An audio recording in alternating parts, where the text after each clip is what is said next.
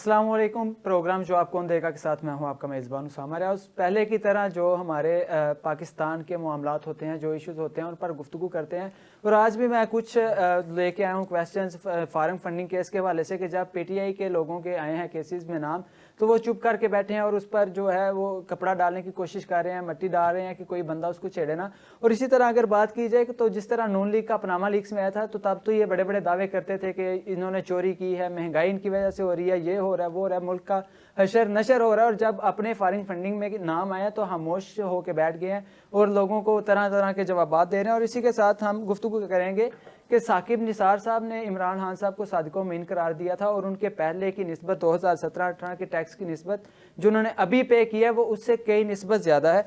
और इसी के साथ हम बात करेंगे कि मरियम नवाज साहब के हवाले से जो उनकी ऑडियो लीक हुई और उसके अलावा जो जहांगीर तरीन साहब का बयान आया जब वो गए थे उस शादी में, जो ख्वाजा साद साहब के रिश्तेदार की शादी थी, वहाँ पे गए थे और उन्होंने कुछ मीडिया से बात की थी, उसके हवाले से बात करेंगे। और इसी के साथ मेरे साथ स्टूडियो में मौजूद हैं बाबरी यूथ फेडरेशन के जनाब फरहान जफर चौधरी साहब। जी अस्सलाम वालेकुम सर, बहुत शुक्रिया आपका, आपने वक्त दिया हमें। जी वालेकुम सलाम।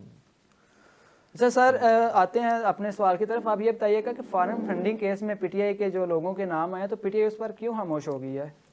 जी बहुत शुक्रिया सामा साहब, आपने हमें मौका दिया। सबसे पहली बात तो ये है कि देखें कि फॉरेन फंडिंग केस में थोड़ा सा आपके जो व्यूअर्स हैं उनको थोड़ा सा मैं बैकग्राउंड में लेके चलूँ कि ये कब से चल रही है और क्यों कैसे कैसे इनके नाम आए हैं। जब इलेक्शन कमीशन में इन्होंने अपने नाम जमा करवाए तो इन्होंने मतलब बताया कि ये 23 अकाउंट्स हैं जहाँ से ये इनका सारा सिस्टम चल रहा है, फॉरेन मतलब फंडिंग आ रही है, बैंक अकाउंट्स हैं। उनमें से सिर्फ 7 अकाउंट्स या आई थिंक 8 अकाउंट्स की इन्होंने डिटेल्स दी कि इन अकाउंट्स इनको पैसा आ रहा है। जी। और जब जो इलेक्शन कमीशन ने जो मतलब रिपोर्ट इशू की है, अब उसको रुकवाने के लिए उस कमीशन को इन्होंने ये जो इस्लामाबाद हाई कोर्ट में 7वीं पिटीशन दायर कर दी है कि ये रुक जाना चाहिए। ये मतलब हमें मतलब इससे जाहिर सी बात है कि जब वो जैसे कहते हैं चोर की दाढ़ी में तिनका, तो जब चोर की दाढ़ी में तिनका है तो ये मुसलसल बार बार कोशिश कर रहे हैं कि इनको मतलब रिलैक्स करें, इनको मतलब ना सुना जाए या ऐसे जो पेशरफ्त हो रही है मुकदमे पर वो रुकवाई जाए। लेकिन मैं आपको ये एक बात बता दूं कि ये इंशाल्लाह कौम ये जाग चुकी है, सब कुछ इस कौम के सामने हो रहा है और सबके सामने हो रहा है, सबको पता है कि ये बिल्कुल चोर की दाढ़ी में अच्छा तिनका है। फरहान साहब, हमें बताइएगा कि जब नून लीग के पनामा लीक्स में नाम आए थे तो उन्होंने बड़ा शोर मचाया था कि इस्तीफे दें, पार्टियां जो हैं अपनी वो जो वज़रा हैं उनसे इस्तीफे लेके दें, नए सिरे से इलेक्शन करवाएं, नई कबीना बनाए। तो अब ये क्यों खामोश होकर बैठ गए हैं?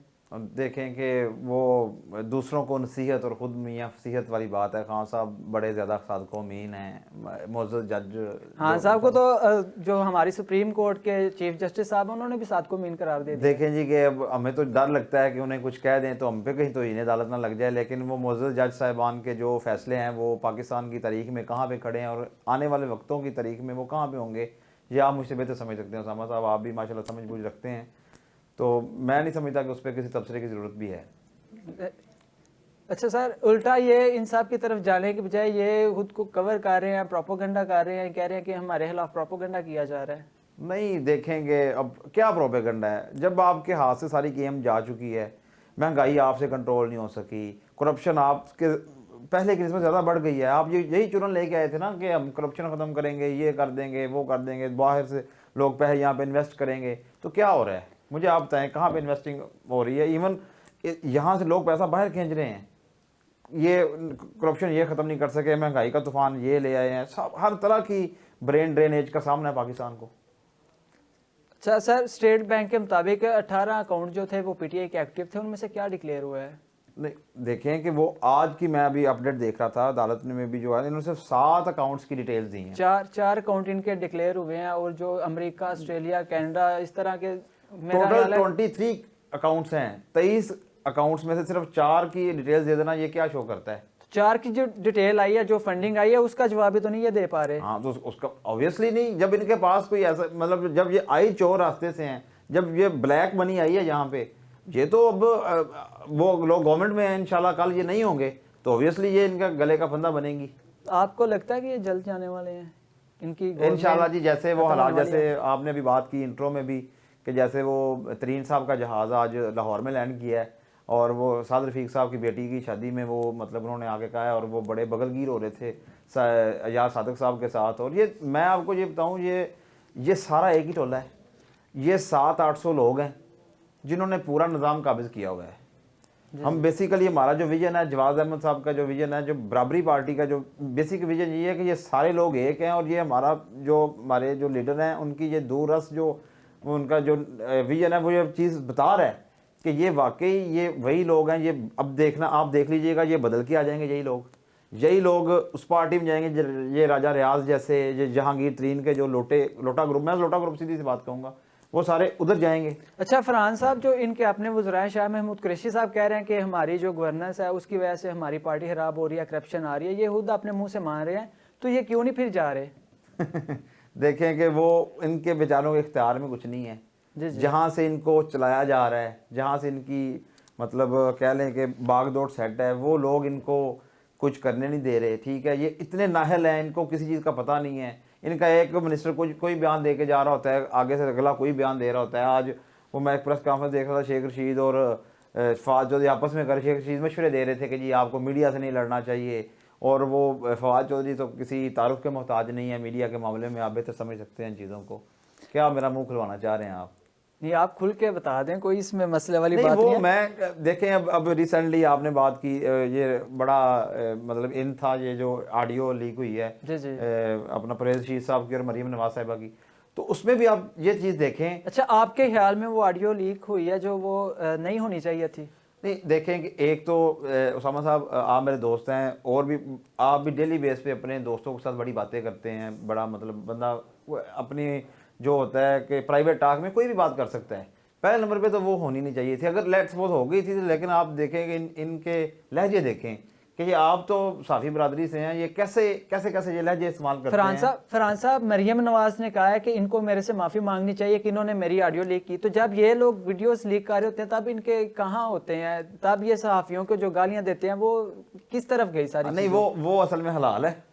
जो मरियम नवाज वीडियोस करवाती हैं लीक, और जो उनके पास सारा कुछ डाटा है, वो हलाल है। वो किस तरह हलाल हो? और ये क्योंकि उनके हक में है, और ये जो उन्होंने उल्ट के खिलाफ करा, ये वो हराम है। मतलब ये है कि उसमें जो उन्होंने सहाफ़ियों को गालियां दी या सहाफ़ियों के खिलाफ जो भी बातें हुई वो सारी बेबुनियाद हैं। ऑब्वियसली देखेंगे, मैं तो देखें हर एक का अपना अपना एक नज़रिया है, मतलब अपना एक पॉइंट ऑफ व्यू रखते हैं सारे साफ़ी, सारे हमारे सीनियर्स हैं, काबिल एहतराम है हमारे लिए।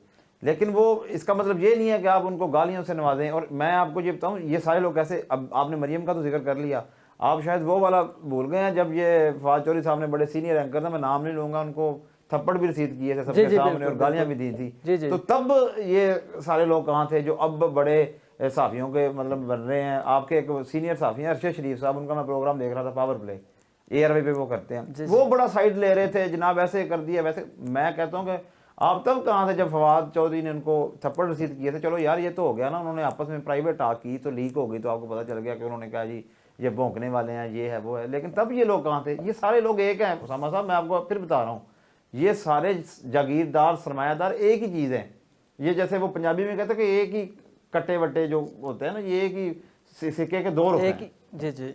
अच्छा फरहान ज़फ़र चौधरी साहब, मुझे बताइएगा कि ये कहते हैं कि हम नून लीग के जितने भी मंसूबे हैं उनका एहतसाब कर रहे हैं, तो अपनी पेशावर में जिन्होंने मेट्रो लाइन बनाई है उसका एहतसाब क्यों नहीं करने दे रहे ये लोग? देखें कि वो कैसे एहतसाब कर सकते हैं कि जब इनकी BRT जो एक शाहकार मनसूबा है, मैं समझता हूँ ये इंशाल्लाह ये इनके गले का फंदा भी एक दिन बनेगा। लेकिन ये जब आप खुद, वो किसी ने कहा था ना कि मुझ पे पहला कंकर वो बरसाए, किसी गुनहगार ने कहा था जिसने खुद कभी कोई गुनाह ना किया हो। जी जी। तो जब खुद आप किकबैक्स लेते हैं, आपके फॉरेन फंडिंग केस की रिपोर्ट है वो इनकी लेट आ रही है, या मेट्रो लाइन पे उन्होंने स्टे लिया हुआ है, ये हुकूमत क्या कर रही है, अवाम के साथ क्या करना चाह रही है? कराची ग्रीन लाइन का प्रोजेक्ट है, वो नून लीग का, उस पर जाके अपनी तख्ती लगाए हैं। सेहत कार्ड का उन्होंने सारा कुछ चेंज करके अपने नाम के साथ उसे मुंसलिक कर दिया। महंगाई का कोई हाल नहीं, बेरोजगारी हमारे मुल्क में, मुआशरे में इतनी बढ़ गई है कि लोग खुदकुशियां करने पर मजबूर हैं। इसमें कोई शक नहीं है कि लोग वाकई खुदकुशियाँ कर रहे हैं। मैं ऐसे बड़े लोगों को जानता हूँ जो पढ़ी लिखी यूथ है, मैं उनके साथ बड़ा अटैच हूँ। तो मेरी एक दो एसोसिएशन ऐसी हैं जिनके साथ मैं अटैच हूँ, जिनको मैं रन कर रहा हूँ। तो इतनी कुछ जो अनएम्प्लॉयमेंट रेट जो इतना ज़्यादा बढ़ गया कि मैं आपको बता नहीं सकता कि लोग कैसे कैसे काम करने में मजबूर हो गए हैं। आप यूथ के साथ खड़े हैं, 2-3 अपनी जो है फील्ड्स को रन कर रहे हैं, तो आपने यूथ के लिए क्या किया? आपकी पार्टी जो है बराबरी पार्टी, उसने क्या किया यूथ के लिए? देखें कि पहले नंबर पे तो हम इक़्तिदार पे नहीं है, हम जस्ट जो पढ़ी लिखी एजुकेटेड यूथ है उसको एक प्लेटफॉर्म पे हम यकजा कर रहे हैं। बराबरी यूथ फेडरेशन के नाम से, बराबरी पार्टी का ही एक ये प्लेटफॉर्म है, ठीक है। जवाद साहब की तरफ से खुसूसी हमें इंस्ट्रक्शन हैं कि आपने जो हमारी यूथ है, ख़ास तौर पे जो वेल एजुकेटेड यूथ है, उनको मुनज़्ज़म करना है सियासत में आने के लिए, ठीक है, ताकि वो हमारे नेक्स्ट आने वाले इलेक्शन में वो हमारा साथ दे सकें, हमारे जो कैंडिडेट्स हैं उनको मज़ीद स्ट्रेंथन कर सकें। सर कैंडिडेट्स की आपने बात की, आपकी जो बराबरी पार्टी है उसको टीएलपी से वो पहले आई, उसकी बुनियाद रखी गई थी, तो अभी तक उन्होंने क्यों नहीं सीट निकाली जबकि टीएलपी ने सीट निकाली है? और उसके अलावा कभी हमने नहीं देखा कि जवाद साहब किसी जलसे में हिताब कर रहे हैं और वहाँ पे बहुत ज़्यादा मजमा मौजूद है।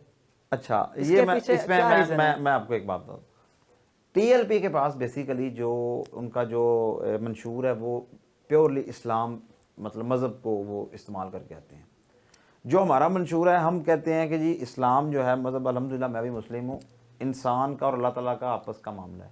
आप किसी की इस्लाम मज़हब की बेस पे किसी को भी आप मतलब नहीं कर सकते। लेकिन सर है ठीक तो ये सारी उन्होंने- सियासत। बिल्कुल नहीं नहीं, वो सियासत को लेके आ रहे हैं ना मज़हब में, हम तो उनका हमारा उनसे कोई मुकाबला ही नहीं है, हमारा अपना नज़रिया है। जी जी। ठीक अच्छा, है। आपका क्या नज़रिया, आपकी पार्टी का क्या नज़रिया? बेसिकली हमारा जो नज़रिया है वो सिर्फ यही है कि जो वसाइल हैं पाकिस्तान के, अल्हम्दुलिल्लाह पाकिस्तान को अल्लाह ताला ने बेशुमार वसाइल से बेशक। नवाजा हुआ है, उनकी अगर मुसावियाना तकसीम होना तो इस मुल्क में कोई गरीब भूखा ना सोए। सर ये बातें तो तहरीक इंसाफ ने भी किए थे और उन्होंने जो तकसीम की वो आपके भी सामने है, हमारे भी सामने है। मैं बिल्कुल, आप अगर हम हमारे लीडर की मिसाल देखें ना तो वो उनका लाइफस्टाइल और तरीके इंसाफ के लीडर खान साहब के लाइफस्टाइल से 100 गुना मतलब चेंज है, ठीक है। अगर जवाद साहब ये गरीबों की बात करते हैं तो गरीबों के साथ बैठ के खाना भी खाते हैं, गरीबों के साथ बैठ के उनके आप उनकी जितनी पुरानी वीडियोस देख लें, इवन उनका म्यूज़िक में भी जितना नाम है वो आने का मकसद ही ये था कि मैंने इन गरीब और मिडिल क्लास लोगों को इनके लिए सियासत करनी है और इनको एक जगह पे लेके आना है। और उनका अब भी मंशूर यही है कि यही लोग जब उठ के सियासत में आएंगे, यही लोग अपने नुमाइंदे खुद चूज़ करेंगे, तो फिर ही पाकिस्तान में हकीकी मानों में अच्छा फरहान साहब, हमें बताइएगा कि पीटीआई ने बड़े बड़े दावे किए थे कि हम बेरोज़गारी ख़त्म करेंगे, जो है महंगाई उसको ख़त्म करेंगे, पेट्रोल की कम से कम कीमत रखेंगे, अवाम के साथ जो कानून है वो एक सा होगा, गरीब के लिए एक होगा, अमीर के लिए से मसावी हकूक़ होंगे सबके पास। तो आप जो तहरीक इंसाफ ने डिलीवर किया वो भी सबके सामने हो, तो क्या आप समझते हैं कि आपकी पार्टी ये सब कर सकती है? जी अल्हम्दुलिल्लाह, इंशाल्लाह बराबरी पार्टी जब भी पावर में आएगी तो सबसे पहले तो जब कानून सेम होगा, जी जी। ये इन्हीं के लिए कहा था ना, वो अरस्तू ने कहा था कि कानून मकड़ी का वो जाला जिसे ताकतवर रौंद के निकल जाते हैं और छोटी इसमें जो है ना मतलब मछलियाँ कह लें कि वो इसमें रह जाती जाल हैं, में फंस जाती वो जाल में फंस जाती हैं। तो इंशाल्लाह बराबरी पार्टी को जब भी मौका मिलेगा अवाम के जो है ना सियासत अवाम के लिए करेंगे और इंशाल्लाह ये एक दिन आएगा, हमारा बड़ा फर्म बिलीव है, ये लोग इनसे उकता चुके हैं। आप देखें कि आप सबका देख लें ना, मतलब अब तो ये नून लीग वाले तो मजलूम इसलिए बन रहे हैं कि उनकी हुकूमत नहीं है। अच्छा फरहान साहब इलेक्शन करीब हैं, आप क्या समझ रहे हैं कि आप असम्बली में कुछ सीट्स हासिल कर सकेंगे? जी इंशाल्लाह, हम पूरी उम्मीद है हमारे इस दफ़ा भी हमें। आप देखेंगे ये केपी के गढ़ है इन लोगों का, ये JUI फे का, ANP का, ये इवन PTI तो वहाँ पे गवर्नमेंट में है ना, तो वहाँ पे भी ये बलजाती इलेक्शन जो है वहाँ पे भी हमारी सीट निकाली है हमारे कैंडिडेट ने। अच्छा, आपके जो जवाद अहमद साहब हैं उन्होंने तो अभी तक कोई सीट नहीं निकाली। नहीं, जवाद साहब की सियासत इन लोगों से डिफरेंट सियासत है, वो कोई जागीरदार सरमायादार नहीं है, ठीक है। वो सर फिर भी एक पॉपुलैरिटी होती है, उनके पास एक फेम है, एक विजन है, एक मिशन है, लेकिन अभी तक कोई भी सीट सामने ना आना, ये तो बड़ी मायूसी की बात लग रही है। उसामा साहब उन्होंने कॉन्टेस्ट जरूर किया था और इन तीनों के खिलाफ कॉन्टेस्ट किया था, ये बिलावल के खिलाफ, मियाँ शहबाज शरीफ के खिलाफ और इमरान खान के खिलाफ, इन तीनों के खिलाफ उन्होंने 18 वाला जो इलेक्शन हुआ है वो कॉन्टेस्ट किया हुआ है, ठीक है। लोगों को अभी उतना शऊर देने की ज़रूरत है, लोगों को अभी बताने की ज़रूरत है कि कैसे मतलब इन लोगों, ये सारे लोग एक ही हैं आफ्टर ऑल, ठीक है। तो इंशाल्लाह हमें बड़ी उम्मीद है कि 2023 तक उन शऊर आ रहा है लोगों में और हमें लोग एक दफ़ा आजमाएंगे और इंशाल्लाह मायूस नहीं होंगे वो। अच्छा फरहान साहब, गैस के हवाले से बात करते हैं, तो गैस की जो सूरत हाल है, अब लोग जो हैं खाना पकाने से कासिर हैं, बच्चों को अक्सर स्कूल नाश्ता किए बगैर जाना पड़ता रहा, तो इस हवाले से आप क्या कहेंगे? जबकि इनके वज़रा कहते हैं कि हमारे पास गैस बहुत है, हमारे पास ज़हायर थे, जो ज़हायर उन्होंने दरियाफ्त किए थे, जो करोड़ों अरबों रुपए वहाँ पे लगा दिए उन्हें दरियाफ्त करने में, वो कहाँ गई सारी गैस? देखें उसमें भी मिली भगत शामिल होती है इन लोगों की, ठीक है। वो एक आपको याद होगा रिकॉर्ड एक मनसूबा आया था वो इफ्तिखार चौधरी के ज़माने में, ठीक है, उस पर भी बड़ी वो भी मोअज़्ज़ज़ जज साहब थे, उनके असलान इफ्तिखार साहब उनके बेटे की भी बड़ी उसमें कोई चीज़ें सामने आई। एक तो आप मीडिया का भी मसला है ना, आप भी वन साइडेड फिर दिखा देते हो, जब कोई मतलब एक अब देखेंगे अब ऐसी कई नहीं, खबरें जो दबा ली जाती हैं। सर देखें, आप कुछ डिलीवर करेंगे तो मीडिया डेफिनेटली आपको भी और सर, दिखाएगा। हम- मीडिया तो वो हम- दिखाएगा ना जो लोगों के सामने जा रहा है। हम पावर में नहीं है तो हम कैसे आप आप मीडिया की बात कर रहे हैं। मीडिया ने तो दिखाया था कि नून लीग ने क्या किया, और पीटीआई के जो दावे थे मीडिया ने वो भी सामने रखे, और मीडिया तो अब भी खड़ा है कि पीटीआई ये कह रही है। बिल्कुल सही कह रहे हैं आप, लेकिन हमसे आप सर फिर मीडिया वन साइडेड तो ना हुआ। नहीं अब आप कुछ करते हुए नजर आए तो हम आपको भी दिखाएं। इंशाल्लाह आपको नजर आएगा, लेकिन तो इंशाल्लाह हम भी आपको दिखा देंगे। जब तक हम इक़्तिदार में नहीं आएंगे या इवन हमारी पार्टी की कुछ सीटें नहीं होंगी तो हम आपको कैसे अपनी आवाज, हम तो अभी देखें आपके जवाद अहमद साहब जलसे तो करते हैं, पार्टी का इजलास भी बुलाते होंगे, आपके पास कैंडिडेट्स की तादाद है, कैंडिडेट्स भी आते होंगे, मीटिंग्स होती होंगी, आइंदा का लाए अमल अपनाते होंगे, आगे इलेक्शन आने वाले हैं उसके हवाले से आपकी मीटिंग्स जारी होंगी, वो कुछ भी सामने नहीं आता। सामने के आप कवरेज दें, आप मेरे साथ चलें, आप अपनी टीम भेजें, मैं नेक्स्ट वीक हमारा जो इजलास होगा उसमें आप हमें कवरेज दें। सर देखें आप सामने आएंगे अवाम के तो अवाम का आपकी तरफ ध्यान आएगा, मीडिया को आप नजर आएंगे तो मीडिया आपको कवर करने आएगा। पाकिस्तान में पहली दफा सबसे बड़ी जो कैंपेन हो रही है ना वो बराबरी पार्टी की हो रही है। आपको पता है ये जो आम आदमी कैंपेन, हम ये आपने गाड़ियां सर माजरत के साथ वो कैंपेन आपकी नजर नहीं आ रही, वो कैंपेन किस हद तक है? क्या वो कागजी कार्रवाई है या सिर्फ जो पार्टी के रुकन है उनकी हद तक है? नहीं, बिल्कुल पार्टी रुकनों की हद तक नहीं है। ये हमारी सियासत ही बेसिकली जो लोअर मिडिल क्लास और गरीब तबके के लिए, मजदूर जो तबका है उनके लिए है, और उनके लिए हमने एक जवाब साहब की दी हुई स्ट्रेटजी के मुताबिक स्पेशली हम वर्क कर रहे हैं। यूनियन कौंसिल लेवल तक हमारी जो है ना तंजीम साजी जारी है, और यूनियन कौंसिल के बाद फिर तहसील लेवल पर, फिर डिस्ट्रिक्ट लेवल पर हमारे साथ लोग शामिल हो रहे हैं। लेकिन हम ऐसे नहीं, हमारे साथ कई इलेक्टेबल्स भी राब्ते में हैं, लेकिन जवाब साहब की तरफ सख्त इंस्ट्रक्शंस हैं कि आपने किसी भी ऐसे इलेक्टेबल जो कि सिर्फ सरमायादार हो, ठीक है, हालांकि आपको पता है कि ये जो इमरान खान के साथ सारे आके इस मतलब अपने गुनाह माफ़ करवा लेते थे, लेकिन हमारी पार्टी में सिर्फ और सिर्फ जो टिकटें भी मिलेंगी उन्हीं को मिलेंगी जो गरीब और मिडिल क्लास फैमिली से होंगे। जी ठीक है, किसी सरमायादार को यहाँ पे कोई जगह नहीं है। ठीक है, हाँ ईमानदार लोग अगर वो मतलब सरमायादार भी होंगे लेकिन ईमानदार हों, ठीक है, लेकिन वो अपना मतलब जिसे कहते हैं कि इलेक्शन में कंटेस्ट करने के लिए पूरा क्राइटेरिया हमारी पार्टी का। फरहान साहब आपकी जो मीटिंग्स होती हैं, जो आपके जलसे जुलूस होते हैं, उसके बारे में अगर आवाम तक आप लोगों की पहुंच नहीं है तो लोग कैसे आपकी पार्टी के बारे में जानेंगे, आपके मंशूब के बारे में जानेंगे? इस पे हमारी मीडिया जो टीम है वो इस पे प्रॉपर वर्क कर रही है। ठीक है, हमारे रिसेंटली ये अभी पिछले वीक की बात है, ये जवाद अहमद साहब टॉप ट्रेंडिंग में ट्विटर पे भी उन्होंने ये एक ट्वीट की थी। सर ट्विटर पे टॉप ट्रेंडिंग होना तो और इलेक्शन में कंपेटेबल होना वो तो बहुत ज्यादा डिफरेंस आ जाता है। नहीं, इस पे हम वर्क कर रहे हैं। अभी हमारी जाहिर सी बात है, हमारी अभी बड़ी पार्टी से आप जब समुद्र में रहते हुए आप बड़े मगरमच्छों से टक्कर लें तो आपको आहिस्ता आहिस्ता slow and steady wins race करना पड़ता है, एक ही दफा में आप रेस नहीं विन कर सकते। सर 2 इलेक्शंस तो आप भी देख चुके हैं, सारा कुछ आपके सामने है। नहीं, बतौर पार्टी हमने जो एक ही अभी इलेक्शन मतलब ये जो 18 वाला देखा है, तो इसके इंशाल्लाह 23 में हम आने वाले इलेक्शन में हमारी पार्टी अच्छी एक स्टैंडिंग पोजीशन में होगी इंशाल्लाह।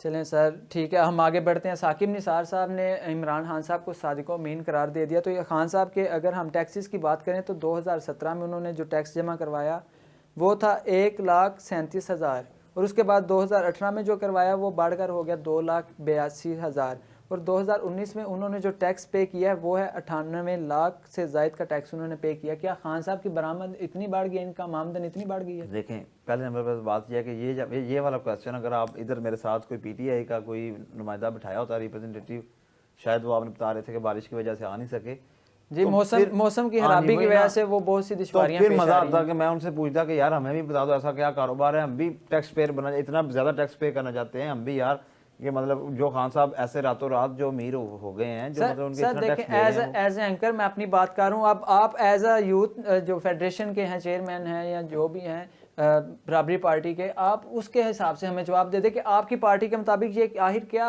खान साहब इतना टैक्स कैसे दे रहे हैं? मैं तो कहूंगा कि कोई ऐसा मतलब 1 लाख से चले 1 करोड़ के करीब आप पहुंचे हैं। हाँ, मतलब टैक्स ये भी आप साथ मेंशन करें कि टैक्स दे रहे हैं इतना, मतलब जी, बिल्कुल, ये सोचिए कि उनकी इनकम कितनी होगी।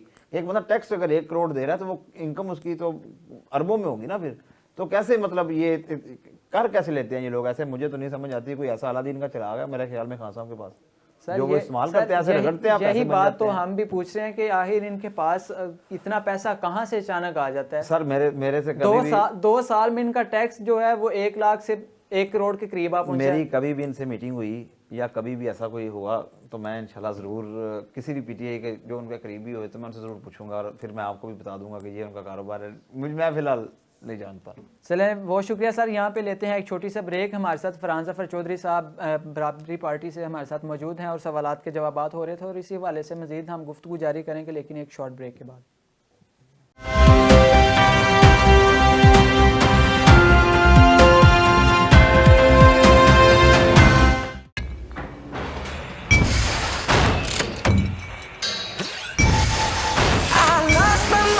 In the city of night, and the best street buildings in the neon light. When I heard the thunder, I could feel the rain.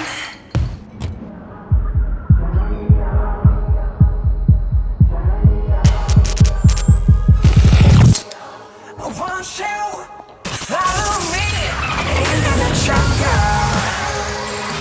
Ain't no God on my streets in the heart of the jungle. Into the jungle.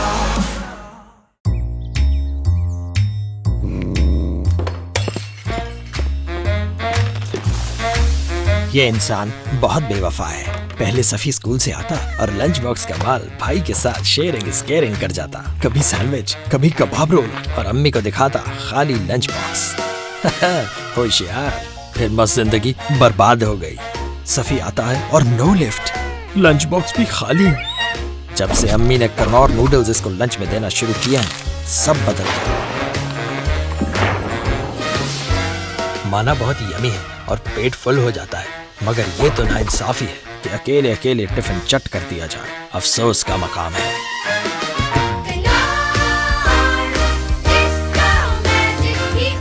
होगा मुझे क्या।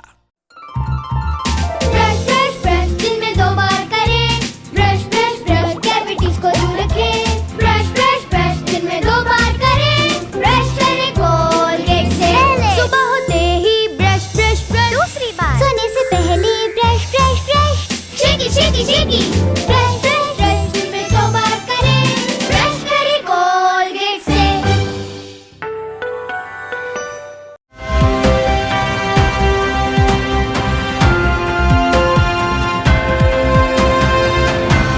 बात कर रहे थे PTI की कारकर्दगी के हवाले से और उसी के साथ जो पाकिस्तान बराबरी पार्टी के मंशूर के मुतलिक और जो उनका विजन है और जो पीटीआई की कारकर्दगी के हवाले से फरहान ज़फ़र चौधरी साहब ने हमें ज्वाइन किया हुआ है, वो उसके साथ तफसील पे गुफ्तगू कर रहे थे और अपनी राय से हमें आगाह कर रहे थे। और इसी के साथ हम आगे बढ़ेंगे अपने अगले सवाल की जानिब के। तहरीक इंसाफ की सीनियर क़यादत को जो कि नून लीग के पार्टी के रुकन हैं, उनकी बेटी की शादी में शिरकत की थी, तो क्या लगता है सर इसके जहांगीर तरीन साहब ने जो शादी में शिरकत की है? मैं आज ही क्लिप देख रहा था इनका कि वो राजा रियाज और ओन चौधरी, आप इस बात का अंदाज़ा लगा लें, ओन चौधरी वो बंदा है जो इनके निकाह में जो पिंकी के साथ, पिंकी पीनी मोहतरमा खतून अव्वल जो हैं हमारी आजकल, उनके साथ जब निकाह हुआ था खान साहब का, ये डिफेंस के किसी एरिया में, जब ये उमर चीमा साहब ने जो डी न्यूज़ के रिपोर्टर उन्होंने खबर ब्रेक की थी, तब ये गवाह थे, मतलब आई विटनेस थे, मतलब इतने करीबी थे, मैं ये बताना चाह रहा हूँ।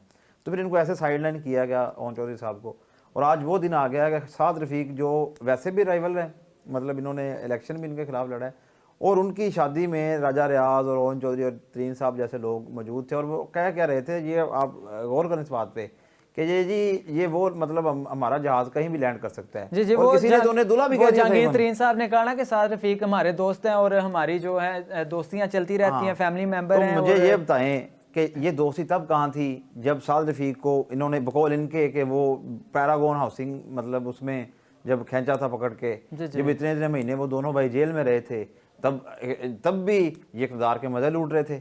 अभी जब इनके गिर्द शिकंजा आया है तरीन साहब के गिर्द, तो अब भी वो दोस्त हो गए हैं। मुझे तो इन लोगों की समझ नहीं आती, ये लोगों की आंखों में धूल झोंक कैसे लेते हैं। अच्छा सर, आपको क्या लगता है कि आने वाले इलेक्शन में या आने वाले दिनों में जहांगीर तरीन साहब के जहाज का रुख जो है नून लीग की तरफ होने वाला है? नून लीग की तरफ डेफिनेटली हो रहा है। ये पिछले दिनों जो अयाज सादक का एक क्लिप एक वायरल हुआ था जिसमें वो कह रहे थे कि मियां साहब बहुत जल्द आ रहे हैं या कर रहे हैं। वो तो उन्होंने कहा था उन्हें लेने जा रहा हूँ, लेकिन वो अभी तक यहाँ पे घूम फिर रहे हैं। हाँ, तो वो एक दफ़ा हुआ है जी, लंदन से हुआ है, हमसे मिला है। तो ये सारी उस चीज़ की ये शाखसाना है, ये सारा स्टेप बाय स्टेप काम कर रहे हैं लोग। और मतलब ये वही बात है कि ये सारे लोग अंदर से एक ही हैं। अब यही लोग उधर से घूमगा हम कि अब राजा रियाज जैसा बंदा आप देखें कि मैं उसे क्या कहूँ कि वो भी अब खान साहब के को इनको वो पता नहीं हीरो के ताज पहना रहा था एक अच्छा दफा अच्छा, जलसे फरहान में। साहब बताइएगा कि क्या आपको क्या लग रहा है कि 2023 के जो इलेक्शंस हैं उसमें नून लीग अपनी हुकूमत को दोबारा कायम कर सकेगी? देखिए कि मुझे जो मतलब सिचुएशन नज़र आ रही है बतौर पॉलिटिकल वर्कर, एक मैं पॉलिटिकल स्टूडेंट भी हूँ, मैं इसको अगर कहूँ तो मेरे ख्याल से इनको बैसाखियों के बगैर गवर्नमेंट नहीं मिलेगी। वो बैसाखियाँ किसी- क्या हो जो सकती भी- हैं? इनकी एक बैसाखी की साइड फिर जहांगीर तरीन साहब हो सकते हैं। डेफिनेटली हो सकते हैं, इसमें कोई दो राय नहीं है। ये मेरी एक हम्बल सजेशन है, मतलब सजेशन तो नहीं कहूँगा, मैं एक राय है ये। जी जी। तो मतलब ये इसको मतलब आप ऐसे कर लें कि मेरी ओपिनियन में ये इनको कभी भी नून वालों को भी, क्योंकि जो आजकल मीडिया में देखने में आ रहा है और राहें हमवार हो रही हैं, तो उस सिलसिले में राहें अगर- तो बहुत सी हमवार हो रही हैं। जहांगीर तरीन साहब से जब उन्होंने पूछा कि क्या आप नून लीग की तरफ अपना जहाज लेके आ रहे हैं, तो वो आगे से मुस्कुराते रहे और उसी पे एयाज सादिक साहब ने भी बोला कि जहांगीर तरीन हो या कोई और भी लीडर हो, वो इस बात पे खामोशी से मुस्कुराएंगे ही। हाँ, तो फिर आप इस बात से अंदाज़ा कर लेना कि आप तो मीडिया वाले हैं, आपको भी अंदर की खबरें ऑब्वियसली होती हैं, हमें भी कहीं ना कहीं से पता चल ही जाता है कि ये जो केसेस में नरमी क्यों आ रही है। सर ठीक सर, है, कॉलम्स क्यों लिखे जा रहे हैं। फरहान साहब, खबरें तो आपके पास भी बहुत कमाल की और बहुत अंदर की खबरें होती हैं। आप ये देखें- सारा कुछ मीडिया पे ना डाली जाए। देखें कि ये अब आप हम ऐसी चीजें बोल दें तो ये आपका फिर सेंसरशिप का भी आपको ही खतरा है। हमें तो नहीं, कोई हमें मसला नहीं हमें है। कोई खतरा नहीं। आपकी जो भी बात है आप खुल के बोल सकते हैं। देखें कि इसमें वो कहते हैं कि चुप ही रहने दो मुझे, जानता हूँ पारसाओं को, आप कई साफियों के नाम भी आते हैं, तो फिर हमने तो आपसे भी आफ्टर ऑल काम पढ़ते रहते हैं, तो हम ये नाम अच्छा नहीं ले सकते। फरहान साहब, अगर जहांगीर तरीन साहब की जो जहाज है उसका रुख आपकी पार्टी की तरफ हो जाए तो? नहीं, ये मुमकिन ही नहीं है सर। क्यों मुमकिन मैं नहीं है? आपको क्या अभी फिर बता आपकी रहा हूँ। आपकी सर, पार्टी ये इतनी पावर में नहीं है? जागीरदारों के लिए बनी नहीं है, ये पार्टी सरमायादारों के लिए बनी नहीं है। पाकिस्तान की हिस्ट्री में पहली दफा 70 सर सालों यही में मंशूर तो पीटीआई का भी था। वो भी नहीं कहते सर, थे कि हम नहीं, करप्ट उन्होंने लोगों को अपनी करप्ट- पार्टी में शामिल नहीं उन्होंने- करेंगे। उन्होंने करप्ट लोगों का तो उन्होंने सरमायादारों का नहीं कहा था, उन्होंने जागीरदारों का नहीं कहा था। तो वो अगर जागीर- कोई बंदा तरीन उसका सबसे पहला दोस्त था। आपकी पार्टी को ऊपर लेके आना चाह रहा है, तो उसमें आपको क्या सर, वो- देख रहे हैं? आपका क्या विजन है? वो सर, आपके ऊपर विजन पे पूरा कैसे नहीं आप उतर क्या रहा। समझते हैं कि ये पार्टी सिर्फ पैसे से ऊपर आ सकती है? जब तक ये लोग नहीं निकलेंगे अपनी, फरहान साहब, ये कहावत भी मशहूर है कि पैसा फेंक तमाशा देख। बिल्कुल मशहूर है, लेकिन वो एक नेगेटिव वे में मशहूर है। आप ये देखें कि मुल्क में 99% लोग जो हैं वो इस 1% के कब्जे में हैं। आप ये नहीं देखते? मुल्क में पहली दफ़ा 70 साल से ज़ायद हो गया इस मुल्क को बने हुए, तो पहली दफ़ा ये तबकाती सियासत हो रही है। हम तबकाती सियासत की बुनियाद पे कह रहे हैं कि ऐसे ये आज नहीं तो कल ये इनकलाब आके रहना है। मैं आपको बता रहा हूँ, आप मेरे वर्ड्स लिख लें। अच्छा सर, हमें बताइएगा कि जो है मरियम नवाज़ की और परवेज़ रशीद साहब की जो ऑडियो लीक हुई है, इसके पीछे आपके क्या बयान हैं? आप क्या समझते हैं कि ये होना चाहिए था? देखिए, मैं पहले भी अर्ज कर चुका हूँ कि ये पहले नंबर पे तो उनकी प्राइवेट टॉक थी। इसको हम नहीं समझते कि इसको तो जो किसी की भी- वीडियोस वो सामने लेके, क्या वो उन दो बंदों की प्राइवेट हाँ, ये मीटिंग नहीं देखें, थी? ये एक ऑन दी अदर हैंड ये एक और पहलू है इसका। अगर ये एस्पेक्ट देखें आप, कभी वो किसी की वीडियो ला के सामने रख देते हैं, कभी किसी की रख देते हैं, कभी उनके बयानात आते हैं कि वीडियोस हमारे पास बहुत सी मौजूद हैं, जब नवाज शरीफ साहब बेहतर समझेंगे वो वीडियो सामने ले आएंगे। तो देखें, अपनी हाँ। दफा ये कह रहे हैं कि नहीं, उन्हें देखें, वो- हमसे माफी मांगनी चाहिए थी। ये उनके मुताबिक ये हलाल है, जो उनके पास वीडियोस हैं और जो उनकी लीक हुई है वो हराम है। सर, दोनों ही, हलाल मैं और तो हराम आप कैसे कह रहे हैं इस चीज को? अखलाकी तौर पे ऑन मॉरल ग्राउंड्स मैं इन दोनों को गलत समझता हूँ। ठीक है, हर बंदे की पर्सनल लाइफ है, प्राइवेट लाइफ है। ये जब अगर ये खुदा न खास्ता ये मामला चल निकले तो ये बड़ी दूर तक जाता है। ये हमारी अखलाकी पस्ती की निशानी है, ये हम अखलाकी गिरावट का शिकार हो चुके हैं। अच्छा सर, आप क्या समझते हैं कि इस चीज़ में सहाफ़त को गाली देना, अब्यूज़ करना ठीक है? इसी की निस्बत जब इलेक्शन आ रहे होते हैं, इलेक्शन नज़दीक होते हैं, तो ये लोग मीडिया के पीछे भाग रहे होते हैं और आप उन्हें गालियां दे रहे हैं। मुझे आपके अब्यूज़ से एक छोटा सा एक मुझे चीज़ याद आ गई कि मैं एक जगह पढ़ रहा था, इनकी जो इलेक्शन कमीशन ने जो फॉरेन फंडिंग केस में जो वर्डिक्ट दिया ना, जो उनका कमीशन ने, उसमें लिखा हुआ है कि पीटीआई ने अब्यूज़ ऑफ लॉ किया। ये वर्ड है, मैं आपको कोट कर रहा हूँ word as it is. Abuse of law किया है पीटीआई ने, जो इसने फॉरेन मतलब केस में कानून के साथ इन्होंने खिलवाड़ की, इवन कानून को गाली दी है। या आप मतलब अगर ऐसे मैं उर्दू ज़बान में अगर इसकी हम तशरीह करें तो सर उस पे बदकिस्मती से एक्शन तो किसी ने नहीं लिया। सर ये पावर है ना, तो सारे पावर चुप में करके बैठ गए जैसे इन्हें सामसूंग गया हो। सर ये लोग जो पावर में है, आपको पता है। इनफैक्ट यही हुकूमत कहती थी कि हमने इदारों को आज़ाद और खुद मुख्तार कर दिया। क्या सर, ये आज़ादी है हमारी? मैं आपको बता रहा हूँ कि यही लोग जब पावर में नहीं होंगे तो यही इनके गले का तोक बन जाएगी चीज़। मैं आपको ये भी आज बता रहा तो हूँ। क्या लगता है पनामा में क्या था? अभी आप देखें पनामा में क्या था जब, लेकिन नवाज शरीफ पावर में था, जब उसके हाथ में पावर नहीं रही तो आज वो मुल्क में नहीं आ सकते, जिस मुल्क का वो 3 दफ़ा प्राइम मिनिस्टर रहे हैं। तो ये चीज़ें सर पावर में हो बंदा तो ये चीज़ें चलती रहती हैं। आपको लगता है कि वो पावर में आ रहे हैं या आएंगे? सर जहाँ तक जो मरूजी हालात है मैं वो देख रहा हूँ कि वो इनकी साल बाद आपस में हो रही है, बाकी खुदा बेहतर जानता है आने वाले वक्तों में क्या होगा। अच्छा, आपको नहीं लगता कि पीपल पार्टी जिस तरह से बैकअप पे आ रही है, दोबारा से खुद को ऊपर लेके आ रही है, वो अपनी हुकूमत बना सकेंगे? सर बात तो वही है ना, मैंने आपको जैसे बताया कि इनको बैसाखियों की ज़रूरत पड़ेगी, तो बैसाखियाँ वो पीपल पार्टी वाले भी दे सकते हैं। तो वो आपको क्या लगता है कि ये दोनों पार्टियां कटजोड़ करके हुकूमत बनाएंगी? वो इनमें जागीरदार सरमायादार लोग हैं, तो वो पैसे से भी लोगों के वोट दे साहब, सकते हैं। जागीरदार सरमायादार लोग तो हर एक पार्टी में होते हैं। सर वही मैं बात कर रहा हूँ कि ये सारे लोग एक है ना, ये अगर ये नहीं आएंगे तो वो आ जाएंगे और एक दूसरे को प्रोटेक्ट करते रहेंगे। इनकी आप देखें कि अब एक दफ़ा एक टाइम था जब नून लीग वाले और पीटीआई वाले आग और पानी से तशबीह देते थे लोग इन्हें, और आज ये बगलगीर हो रहे थे। आज की वीडियो आप देख अच्छा फरहान साहब, खान साहब ने कहा है कि अगले 3 माह जो हैं वो बहुत अहम है, उसमें हम महंगाई को हर चीज़ को हम कंट्रोल पिछले 3 सालों से यही सुनते आ रहे हैं अगले 3 माह हमें, पहले 3 दिन माह का अल्टीमेटम था, फिर साल का हो गया, अब 3 साल में उन्होंने कुछ नहीं दिया, तो 3 माह में क्या देंगे? ये चूरन है, ये चूरन पुराना हो गया, ये नहीं अब बिकेगा, ये चूरन तो पुराना हो चुका है। बुज़दार साहब जो हैं वो ट्रायल पे हैं, वो अभी सीख रहे हैं कि सर वो हुकूमत कैसे वसीम अकरम करनी है। प्लस हैं, वो सब कुछ सीख के आए हुए हैं। वसीम अकरम प्लस हैं, वसीम अकरम एक ब्रांड है, तो उनका वो प्लस है। नहीं, वो कहते हैं कि हम मीडिया पे नहीं बोलते, हम जो है छुप छुपा के सारा कुछ कर रहे हैं। ये क्या, वो कहते हैं कि हमारे तरक्याती काम हो रहे हैं लेकिन हम लोगों को नहीं बता रहे। विद ड्यू रिस्पेक्ट, वो मीडिया पे बोल नहीं सकते इसलिए नहीं बोलते वो। सर देखें, अगर बात की जाए तो यहाँ पर लाहौर में गवर्नर उसने यूनिवर्सिटी बनना था, कहाँ तक वो बन गया? उसकी मेरे ख्याल से तामीर तो मुकम्मल हो गई हाँ, होगी। वो आपने देखा बुलडोजर जो आए थे वो उनको गिराने और सारा कुछ करने, प्रोटोकॉल भी इन्होंने खत्म कर दिए हुए हैं। वो यार बस क्या इनकी एक इनकी कोई हो, मतलब एक बात हो, आप जिस जगह पे आप एक चलें तो आपको 100 इनमें नजर आ जाएंगी। हेल्थ में ये कहाँ पे खड़े हैं, एजुकेशन में ये कहाँ पे खड़े हैं, जो फाइनेंशियल जो क्राइसिस है उसमें ये कहाँ पे खड़े हैं। मतलब आप किस किस बात की मिसाल देंगे? वो ये तो बातें मैं कहता हूँ पुरानी हो गई, इतने ढीठ बने हुए हैं कि इनको शर्म भी नहीं आ रही। ये कहते थे हम IMF के पास नहीं जाएंगे। हाँ, वो मैं मर जाऊंगा, पता नहीं क्या कर लूँगा, मैं खुदकुशी कर लूँगा, सॉरी। तो ये भी यार, ये अब कैसे लोग हैं, मतलब क्या बंदा कहे इनको। बहुत शुक्रिया फरहान साहब। इसी के साथ हमारे प्रोग्राम का वक्त ख़त्म हो जाता है। तो नाज़रीन, मैं आपको फिर से बताता चलूँ कि हमने बात की फॉरेन फंडिंग केस के हवाले से कि PTI की ने क्यों चुप साध ली, और जब इसी की निस्बत पनामा लीक्स आया था तो ये बढ़ चढ़ कर बोलते थे, ये इदारों पर अटैक करने को आते थे, इदारों को टारगेट करते थे कि इदारे ये करें वो करें। अब ये क्यों चुप हैं? और इसी के साथ हमने बात की कि जो मरीम नवाज़ की ऑडियो लीक हुई है वो फरहान साहब ने कहा कि हलाल है और इनकी निस्बत हलाल हराम इन्होंने खुद बनाए हुए हैं सारे। और उसी के साथ हमने जो बात की वो महंगाई की थी और जहांगीर तरीन साहब के हवाले से थी। तो वो फरहान साहब ने इंकशाफ कर दिया कि जहांगीर तरीन साहब का जो जहाज़ है वो नून लीग की तरफ लैंड होने वाला है। तो इसी के साथ इंशाल्लाह एक दफ़ा फिर आपकी खिदमत में हाजिर होंगे नए कुछ इशूज़ के साथ, पाकिस्तान के इशूज़ के साथ। तब तक के लिए दीजिए इजाज़त। अल्लाह हाफिज़।